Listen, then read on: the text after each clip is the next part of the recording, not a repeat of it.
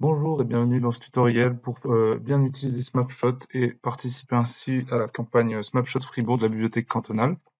Je vais vous montrer l'outil. Donc ici, vous avez un premier onglet quand vous arrivez sur le site qui s'appelle l'onglet Découvrir, dans lequel vous pourrez, si vous choisissez la bonne collection, donc la collection qui nous intéresse aujourd'hui, la bibliothèque cantonale universitaire de Fribourg, voir déjà toutes les photos qui ont été géolocalisées par des bénévoles. Et puis, dans l'onglet Participer, vous pourrez vous-même, en allant soit dans les communes qui vous intéressent, ou soit par mot-clé, géolocaliser des images des lieux que vous connaissez ou qui vous inspirent. Ici, je vais commencer une nouvelle géolocalisation, donc du quartier des Lilas, chemin des Lilas à Fribourg. Vous voyez que on me propose directement la position du photographe.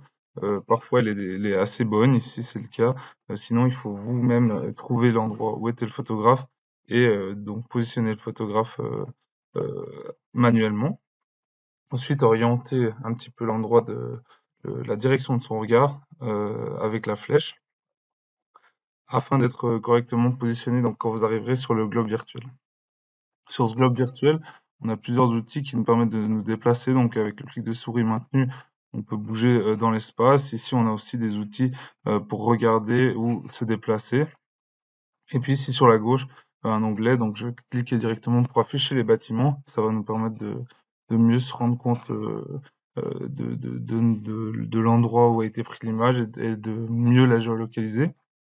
Mais vous pouvez également utiliser des anciennes images satellites ou des cartes si vous voulez le nom des rues, etc. pour vous aider. Ici, je vais commencer donc la géolocalisation et puis le but, ce sera donc d'avoir des points qui correspondent entre cette photographie et le globe virtuel. On peut mettre un premier point peut-être ici, sur ce bâtiment, et puis on va essayer de le retrouver. Donc ici, comme je connais l'endroit, c'est cet endroit-là. Grâce à la nouvelle mise à jour Snapshot, on peut aussi mettre des points sur les toits des bâtiments. Donc ici, par exemple, on peut en mettre un sur le toit, enfin sur le toit de la tour de la porte de Mora. Et puis on peut le mettre également ici, donc sur le bâtiment en 3D. On va même en mettre un deuxième de l'autre côté. Voilà. Donc l'objectif est d'être le plus précis possible, donc, mais surtout aussi de s'assurer que l'endroit où on place un point est bien l'endroit correspondant sur le globe virtuel. Ici, par exemple, quelques maisons qu'on reconnaît. Ici, un toit de ferme un petit peu, euh, qu'on voit aussi facilement. Et puis, par exemple, ici, cette maison-là. Donc, vous voyez qu'on peut mettre un peu des points sur toutes les faces des bâtiments. Et puis là aussi, on se retrouve avec une image où on a des points qui sont assez compactés. Il faudrait en mettre aussi, par exemple, tout à l'arrière-plan. Ici, je vais en mettre un sur la route qui amène à Tavel.